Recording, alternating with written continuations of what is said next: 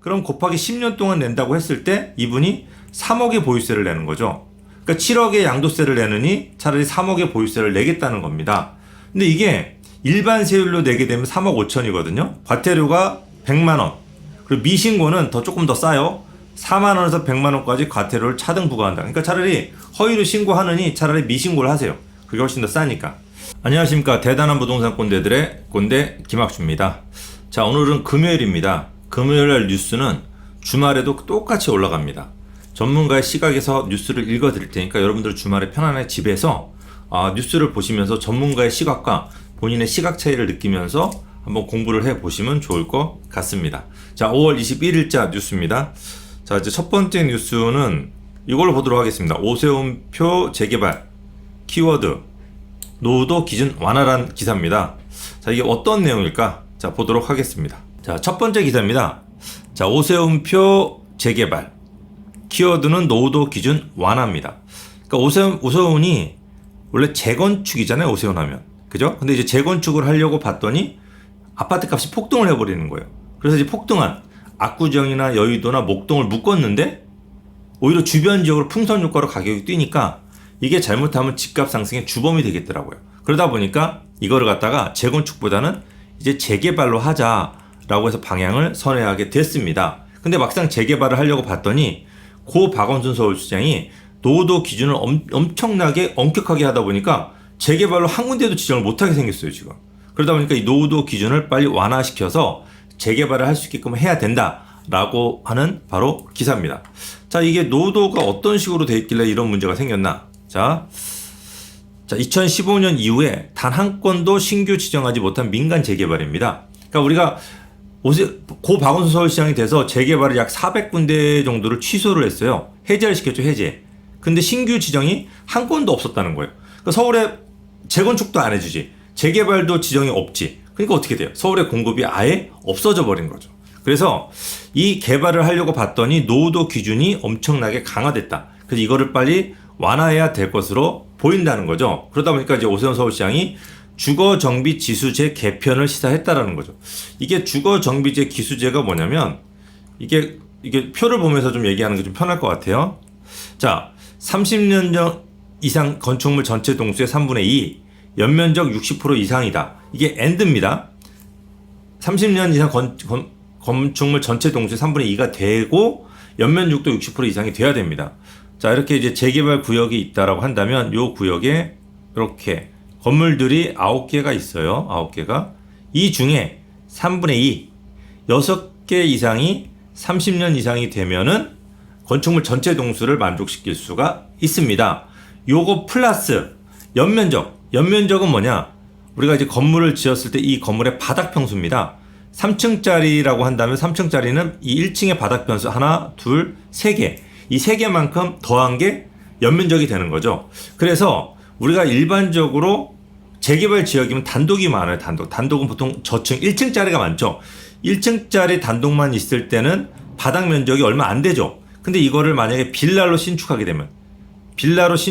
되면은 하나, 둘, 셋, 4개. 최소 4개에서 5개의 바닥을 깔 수가 있습니다. 그러면 하나보다 어떻게 늘어나는 거죠? 바닥 연면적이 4배에서 5배 이상이 늘어나는 겁니다. 즉, 요렇게 9개의 건물들 중에서 2개만 또는 3개만 빌라를 지어도 이 지역은 연면적의 60% 이상을 만족을 못해서 재개발로 지정할 수가 없는 거죠. 그러니까 이런 사례가 생각보다 굉장히 많아요. 왜? 400개를 재개발로 취소를 했잖아요. 그럼 이 취소한 지역은 한동안 한 10년 동안 신축이 없었어요. 신축 빌라가 없다 보니까 신축 빌라에 대한 수요가 엄청나게 높겠죠. 왜? 더 이상 낡은 집에 살기 싫으니까 새 집에 살고 싶어. 그러니까 그 기존의 단독을 허물고 빌라를 몇 개 막 지었을 거란 말이에요. 근데 아직도 주변은 굉장히 낙후되어 있죠. 그래서 결국은 재개발을 해야 되는데 이 신축 빌라 몇 동 때문에 재개발을 할 수가 없는 거죠. 이런 사례가 지금 속출하고 있다는 겁니다. 뭐 이제 대표적인 것이 성북 5구역이랍니다. 성북 5구역. 재개발 정비구역으로 2011년도에 박 전 시장이 해제를 했어요. 근데 1차 공공재개발에 신청했지만 노후도 조건을 충족하지 못해서 탈락을 했어요. 근데 이 지역을 가봤더니 30년이 넘은 노후 건축물이 84%에 달했어요.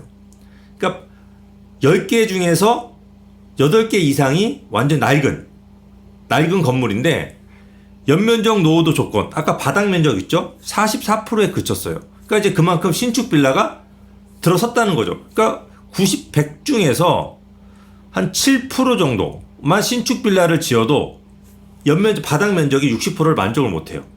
왜? 그만큼 단독은 바닥 면적이 적고 빌라는 바닥 면적이 그만큼 넓으니까. 그러니까 이런 지역이 굉장히 많다 보니까 이런 연면적 60%에 대한 조건, 이 조건을 어떤 식으로든지 완화를 해야지 신규 재개발로 지정을 할 수 있다라는 그런 기사입니다. 그런데 이제 또 기사를 보게 되면, 자, 정비구역 지정 기준 완화, 그러니까 바닥 면적을 만약에 없애고 건축물만 가지고 재개발을 지정하더라도 재개발에 과연 속도를 낼 수 있을까? 신축 빌라가 많아지면 주민 동의나 사업성에도 영향을 미친다. 그러니까 예를 들어서 주민이 100명이었는데 이 중에서 뭐 5개를 빌라를 지었어요. 근데 이제 보통 신축 빌라를 하나 지을 때마다 그 가구 수가 7개가 늘어나요. 그러면 7개가 늘어나니까 5, 7에 35, 100세대에서 35세대가 추가가 되니까 135로 조합원 수가 늘어나는 거죠. 그러니까 이렇게 조합원 수가 늘어나다 보면은 아파트 짓는 건 뻔한데 일반 분양이 나오겠냐 이거예요. 그러니까 일반 분양이 나와서 그거를 팔고 내 건축비에 충당을 해야 되는데, 우리가 이제 아파트를 짓게 되면은 이렇게 이제 2동을 지어요. 2동을. 그래서 이거는 조합원들이 나눠갖고 이 나머지들은 일반인들한테 일반 분양해서 여기에서 나온 공사비를 가지고 조합원들 공사비를 충당을 해서 조합원들이 공사비를 적게 내는데, 이거를 계속 이렇게 빌라들이 많아지면 조합원 분이 계속 늘어나죠. 이렇게. 그럼 일반 분양분이 이렇게 점점 줄어드는 거예요. 그러면 일반 분양분이 적으면 건축비 팔면 수익이 적으니까 조합원들이 건축비를 많이 내니까 이런 부분 때문에 사업성이 악화된다고 해요. 그런데 이거는 조금 옛날 얘기입니다. 옛날 얘기. 요즘은 좀 상황이 다르거든요. 어떤 상황이 다르냐면, 우리가 이제 아파트 재개발을 할 때 아파트 가격이 3개를 아시면 돼요. 첫 번째가 주변의 시세입니다. 아파트 시세가 있고, 두 번째가 일반 분양가가 있습니다. 일반 분양. 그러니까 일반인한테 아파트 분양하는 거죠. 세 번째가 조합원 분양가입니다. 그러니까 조합원들한테 조금 싸게 주는 이 세 가지 가격으로 나누어져서 시세가 예를 들어 10억일 때, 예전에는 일반 분양가 그대로 10억이었습니다. 그리고 조합원 분양가가 뭐 8억이었죠. 그래서 개발을 하게 되면은 2억의 차익이 생겼는데, 여기서 조합원이 많아져가지고 추가 부담금이 늘어나면은 이 2억의 차익이 1억으로 쪼그라들게 됩니다. 그러면 당연히 개발이 안 되겠죠. 남는 수익이 적어지니까. 이래서 사업이 잘 안 됐는데, 지금은 아파트 시세가 10억에서 17억으로 뛰었어요. 그러니까, 그리고 일반 분양가는 분양가 상한제 때문에 10억 그대로입니다. 그러면 조합원 분양가도 그렇게 8억 그대로. 근데 만약에 여기서 조합원 수가 많아져가지고 추가 부담금이 1억 늘었어요. 그러면 8억이 아닌 9억이겠죠? 그래도 차익이 없나요? 그래도 17억이다 보니까 8억의 수익이 생겨요. 이게 만약에 너무 더 많아졌어. 더 많아져서 일반 분양가하고 차익이 똑같아. 조합원도 10억에 준다고 해도 7억이 남아요, 수익이. 그러니까 지금 재개발 시장은 아파트 가격이 너무 많이 뛰어서, 공사비는 그대로니까 너무 많이 뛰어서 같은 금액의 분양을 하더라도 수익이 많이 나기 때문에 조합원이 많아지는 게 중요한 게 아니고 개발이 빨리 되는 게 중요합니다. 여기에다가 최근에 오선 서울시장이 얘기하죠. 용적률을 완화시켜 주겠다고. 그럼 용적률을 완화시켜 주면 일반 분양이 늘어나죠. 그러면 조합원 분양가는 낮아집니다. 이렇게 되면 수익은 더 극대화될 수가 있기 때문에 지금은 노후도가 중요하지 않아요. 빌라가 많냐 적냐가 중요하지 않고 개발을 빨리 하는 게 중요해요. 그런데 자꾸 이 빌라들의 분양 자격을 제한함으로써 자꾸 반복이 생기죠. 반복이. 그러면 또 소송이나 이런 것 때문에 재개발 시장이 늦어지니까 이런 것들이 좀 빨리 없어져서 재개발 시장이 빨리 진행이 돼가지고 공급이 많아져서 이 서울의 아파트 가격 자체가 조금 약간 빨리 안정됐으면 하는 마음입니다. 자, 그래서 민간 재개발의 길이 열리면서 상대적으로 공공주도 정비 사업이 위축될 가능성도 제기된다. 그러니까 뭐 민간 재개발이 잘 된다고 공공 재개발은 위축될 수도 있겠죠. 시민들이 재개발 구역을 한정돼 있으니까 이 재개발 구역이 공공을 선택하지 않고 민간으로 돌아서게 되면은 공공은 위축되겠죠, 당연히. 그러니까 우리 시민들 입장에서는 굉장히 좋은 것 같아요, 지금. 그러니까 우리가 이제 민간과 공공 재개발이 서로 경쟁을 해요. 경쟁을 하면 뭘로 경쟁을 하겠죠? 혜택으로 경쟁해야겠죠. 그러니까 공공이 지금 혜택을 많이 주니까 민간도 오세훈 서울시장 쪽에서도 공급을 혜택을 많이 주겠다고 했고, 또 이걸 보고 또 다시 공공의 혜택을 올려주면 다시 또 민간도 올려줍니다. 그러니까 이렇게 서로 경쟁하면서 혜택이 많아진다고 한다면 조합원의 이득도 늘어날 거니까 재개발도 속도 좀 빨리 내서 공급이 빨라지니까 이거는 저는 굉장히 긍정적이라고 봐도 괜찮을 것 같습니다. 그래서 시장의 선택지를 넓힌다는 점에서 긍정적인 조치다. 그러니까 아무리 계산기를 두드려도 수익성이 안 나오는 지역은 공공에서 하고 혜택을 더 많이 주니까, 지금 웃긴 게 공공에서 하면 혜택을 많이 주고 민간에서 하는 거는 혜택을 자꾸 줄이려고 한단 말이에요. 그러면 사업성이 좋고 혜택을 많이 안 줘도 되기만 하면은 수익이 많이 나는 지역은 그냥 민간에서 하고, 수익이 좀 적게 나는 지역, 분양이 잘 안 되는 지역, 외곽 쪽 이런 거 같은 경우는 공공에서 한다라고 한다면 정확하게 둘이 같이 보완을 하면서 아마 서울시가 최적의 개발로 빠른 시간 내에 개발되지 않을까라는 생각을 하게 됩니다. 이렇게만 되면 가장 좋겠죠. 이렇게 서로 좀 협심해서 빨리 해서 서울 공급이 좀 많아져가지고 아파트 가격이 빨리 좀 안정이 됐으면 하는 마음입니다. 자, 다음 뉴스 보도록 하겠습니다. 자, 기사입니다. 10억을 벌면 7억의 양도세를 낸다. 차라리 보유세 내겠다. 매물 더 줄었다. 뭐 이런 기사입니다. 자, 기사 이제 자세한 내용을 보도록 하겠습니다. 자, 이제 10억 벌면 7억 양도세, 보유세 내겠다. 매물 더 줄었다. 자, 이게 무슨 내용이냐면 이렇게 생각하시면 될 것 같아요. 자, 우리가 지금 20억짜리 아파트가 있어요. 근데 이분이 10억의 양도 차익을 벌었어요. 그러면 이 10억 양도 차익을 팔면은 7억의 양도소득세 중과를 내는 겁니다. 그런데 이렇게 안 팔고 이분이 버티겠다는 거죠. 왜? 요 20억짜리 아파트를 가지고 있어서 1년에, 이분 다주택자에 당연히 우리가 다주택자 매물을 나오게끔 하려고 했단 말이에요. 근데 다주택자들이 집을 안 파는 거죠. 1주택인 사람은 보유세가 늘지 않았어요. 더군다나 양도세도 그렇게 많지 않고, 그러니까 팔 이유가 없어요. 그러니까 다주택자 매물이 나와서 이거 실수요자한테 돌려주게끔 하려고 했는데 그게 안 되는 거죠. 그러니까 20억짜리 아파트를 가지고 있어도 1년에 보유세를 3천만 원 내요. 그럼 곱하기 10년 동안 낸다고 했을 때 이분이 3억의 보유세를 내는 거죠. 그러니까 7억의 양도세를 내느니 차라리 3억의 보유세를 내겠다는 겁니다. 근데 이게 일반 세율로 내게 되면 3억 5천이거든요. 근데 이제 3억 5천이 아닌 중과로 7억을 내니까 안 내겠다는 거죠. 이게 다 생각해 보시면은 이 20억짜리 이분이 자 10년 후에는 이게 20억으로 가만히 있겠냐고요. 지금까지 추세로 보게 되면은 최소 30억 이상의 아파트 가격으로 올라 있을 거라는 거죠. 그러면 10억 돈을 차익이 더 생기는 거죠. 그럼 이 10억에다가 똑같이 일반 세율로 냈을 때 팔면 3억 5천을 팔면 6억 5천이 더 남으니까 차라리 안 팔고 있다가 10년을 더 가져가는 게 훨씬 더 이득이라는 생각인 거죠. 그러니까 사람들이 다 안 팔고 가져간다라고 하는 겁니다. 그러니까 이게 확실히 보유세를 올리면은 무조건이에요. 보유세를 올리게 되면 모든 나라가 선택하는 거는 거래세를 낮춰줍니다. 거래세를. 그런데 보유세를 올려서 부담을 시켰단 말이에요. 근데 거래세까지 같이 올려버리니까 거래세가 더 커요. 그러니까 팔 수가 없는 거죠. 그러니까 전문가들이 하는 얘기가 뭐냐. 자, 보유세를 올린 것만큼 거래세가 비슷하게, 오히려 보유세보다 파는 게 이득이라는 생각이 들어야지 판단하는 거죠. 이게 불로소득이기 때문에 이거를 걷어들이기 위해서 계속 거래세를 올리면은 매물은 영원히 안 나오는 거예요. 그러면 앞으로 재개발 재건축에 의해서 또는 신도시에 의해서 아파트 공급이 될 때까지 약 서울이 5, 6년의 공백이 있는데 이 공백기 동안의 매물은 없어지는 거죠. 그러니까 살고 싶어도 못 사고.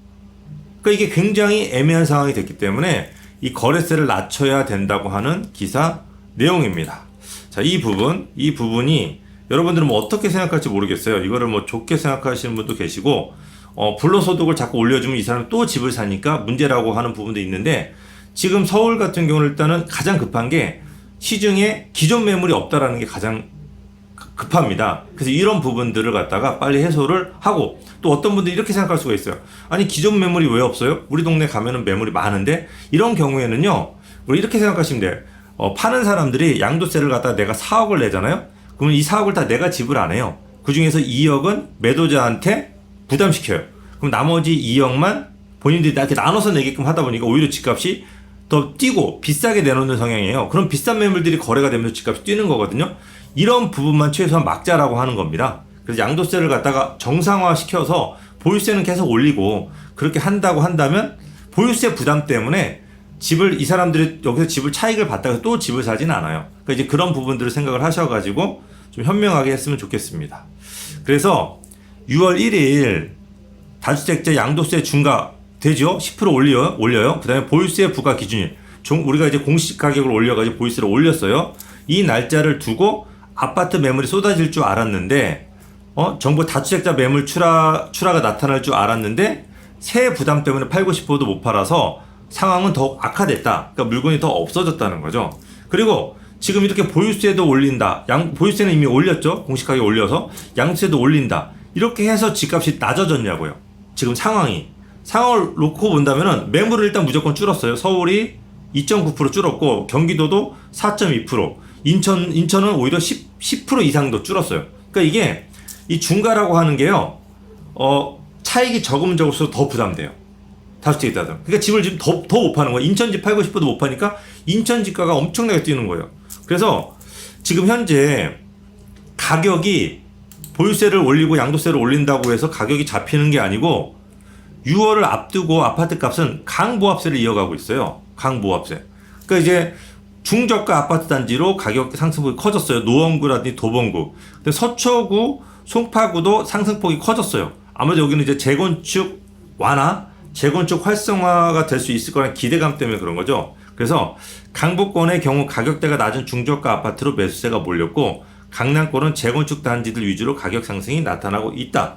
자, 경기권 아파트 상승폭도 0.31에서 0.31로 더 커지고 있고 더 오르고 있어요. 그 다음에 시흥이나 안산도 높은 상승률을 기록했다. 이거는 경기도에서 안 뛰는 지역들이 점점 다 뛰고 있어요. 그러니까 가격이 잡히는 게 아니고 전체가 상향 평준화되고 있는 추세인 거죠. 인천은 그나마 0.53%에서 0.47%로 상승폭이 조금 좁혀졌다. 그러니까 인천이 몇 달 동안 엄청 많이 뛰었거든요. 그래서 현재 숨고르기 시장에 들어가 있는 거죠. 그래서 이런 부분들 때문에 양도세 중과가 집값을 잡는데 큰 도움이 되지 않았다고 하는 이미 결과가 나왔어요. 그래서 이런 부분들을 과연 어떻게 해소할지 저는 이제 앞으로 이제 우리 같이 한번 지켜보면 될 것 같습니다.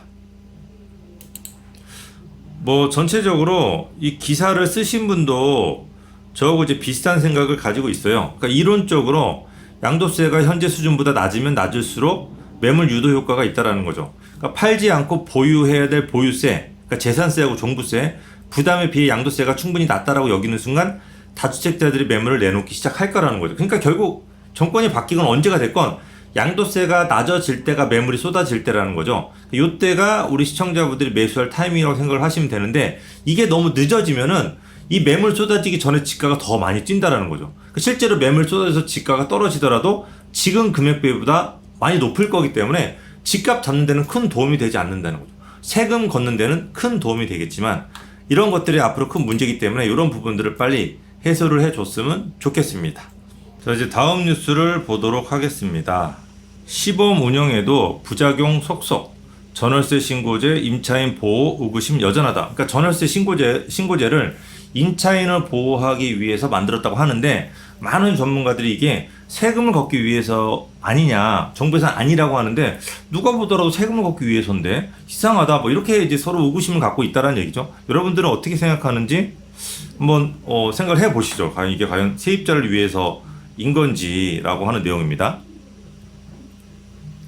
자, 이제 전월세 신고제 도입이 코앞으로 다가왔습니다. 한 달간의 시범 운영에도 부작용이, 한 달간 시범 운영을 했어요. 근데 부작용이 계속 나오고 있다는 거죠. 그러니까 실제적인 임차인 보호 장치로 작용할 수 있을지에 대한 의구심. 해보니까 큰 세입자를 보호하는 작용은 거의 못한다는 거죠.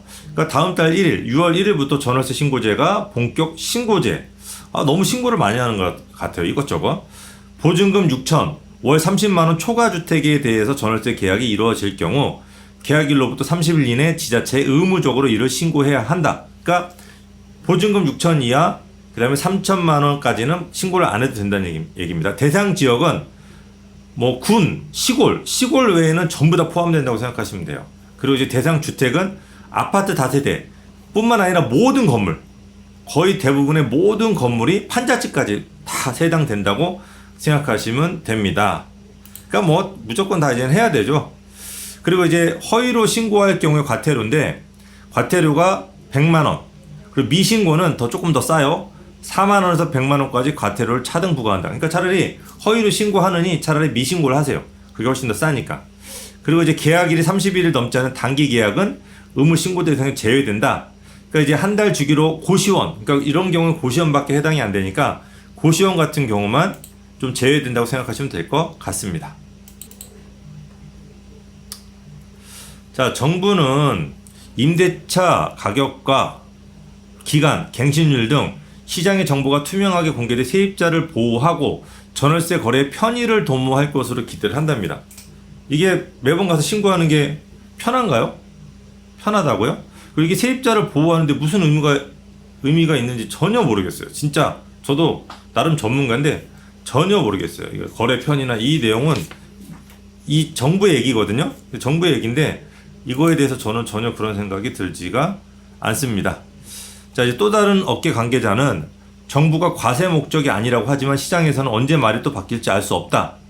임대인도 임차인도 모두 시장에 필요한 구성원인데 정부가 정책을 통해 이를 선악으로 구분지으는 모습이다. 우리가 공공주도 재개발이라고 그래가지고 공공에서 개발을 하면서 이거에 찬성과 반대하는 사람들이 부딪히면서 자꾸 싸움을 붙였단 말이에요. 그 시민들끼리 싸워요. 이것도 마찬가지예요. 임대인은 나쁘고 임차인은 착하다. 임대인 전부 다 나쁜 사람들인가요? 우리 어머니가 조그만 다가구에서 조그만 거 새 하나 놓는데 이분이 나쁜 건가요? 자, 임차인들은 다 착한 거예요? 임차인들은 무조건 약자인가요? 요즘 임차인들 내보내려면요 가서 몇 천만 원 안 주면 임차인 나가지도 않아요.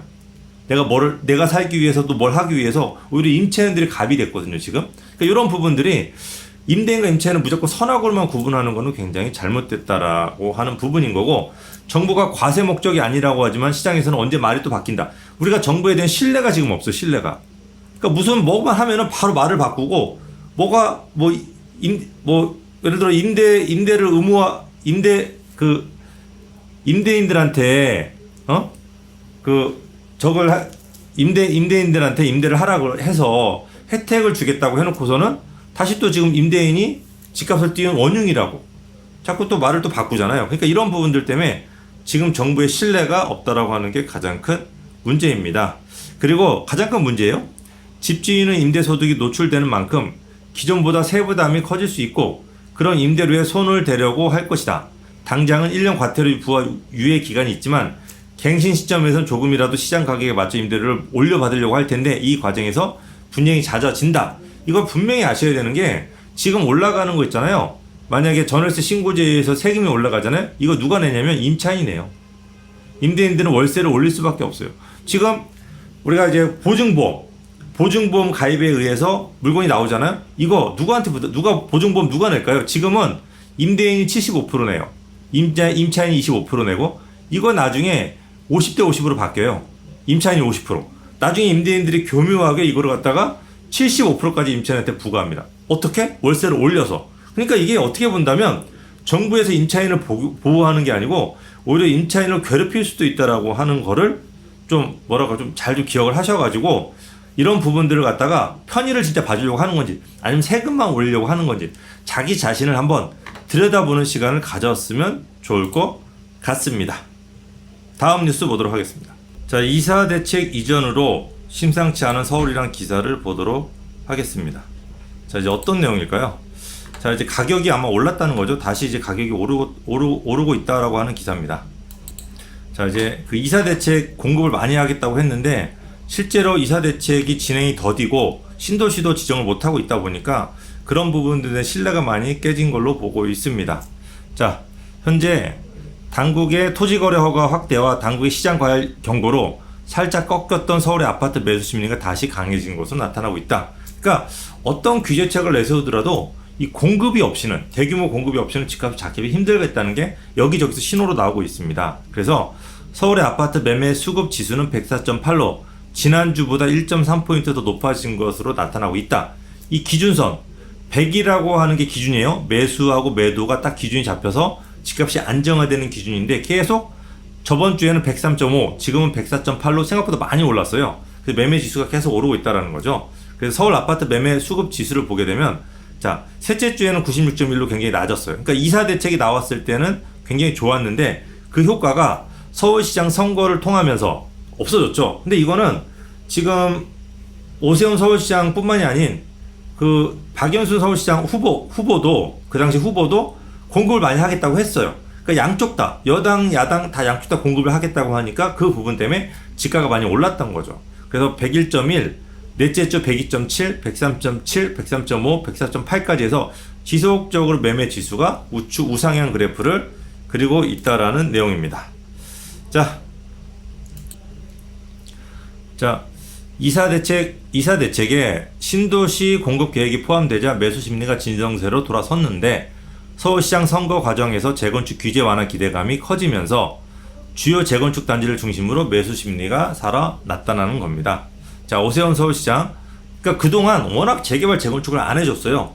그러니까 재개발 재건축을 안 해줬는데 해준다고 하니까 당연히 이제 공급의 시그널이 있어서 공급이 많이 되면 집값이 잡힐 것 같지만 재건축을 통한 아파트 공급은 집값을 안정화시키는데 큰 도움이 안 되거든요. 왜냐하면 재건축이 되면은 굉장히 비싼 아파트가 들어서요. 우리가 지금까지 경험해 봤지만 비싼 아파트가 들어서면 그 주변에 저렴했던 아파트 가격이 따라 뛰거든요. 이런 부분 때문에 또 지가가 또 반등하는 그런 심리가 반영됐다고 생각하시면 될 것 같아요. 그래서 오세훈 서울시장이 당선 직후에 압구정, 여의도, 성수, 목동 4개 지역을 토지거래 허가로 묶었어요. 그러니까 개발을 해줄 건데 폭등은 안 된다는 거죠. 묶었는데 그럼에도 불구하고 매수 심리가 꺾이지 않았죠. 그래서 서울을 5대 권역구로 나눠서 동남권, 강남, 서초, 송파, 강동, 동남권 지난주 0.67에서 111.5로 그러니까 엄청나게 뛰었어요. 예, 동남권 같은 경우가 왜? 재건축을 해주겠다고 하니까 또는 그런 앞으로 더 좋아지겠다고 하는 생각에 많이 뛴 거죠. 이제 동남권에서는 압구정이 토지거래 허가구를 묶이면서 인근의 반포, 서초 매수세가 옮겨갔고 잠실, 가락, 풍납동, 재건축 단지 등의 매수세가 몰리면서 아파트 값도 올랐다는 거죠. 자, 여의도, 목동이 포함된 서남권도 103.3에서 0.7포인트가 올랐다는 거죠. 서남권입니다. 서남권. 여의도, 목동 재건축 단지가 토지거래 허가 구역으로 포함된 여파로 지난주는 전주 대비 1.포인트 내렸는데, 그러니까 여의도, 목동이 토지거래 허가로 묶이다 보니까 거래가 안 되고 주춤했죠. 그랬는데 규제 지역 인근으로 매수세가 옮겨가며 지난 다시 반등했다. 그러니까 이게 공급이 없이는, 그러니까 당장의 공급이 없이는 이게 집값이 잡히지 않아요. 잠깐 눌러놓는 거지. 근데 이 눌러놓는 게 나중에 이 스프링 효과로 더 많이 튀는 현상이 곳곳에서 벌어지고 있습니다. 자, 이제 용산, 종로, 중구가 속한 도심권도 103.4로 전주 대비 1.4포인트가 올라갔습니다. 그러니까 도심권도 올랐어요. 특히 용산도 많이 올랐고. 그래서 마포, 서대문구 등이 속한 서부권은 지난주까지 2주 연속 기준인 100에 머물러 있었어요. 그러니까 어느 정도 가격이 안정화됐던 거죠. 근데 이제 이번 주에 101.1로 균형이 깨지면서 매수세가 좀 더 강해졌다.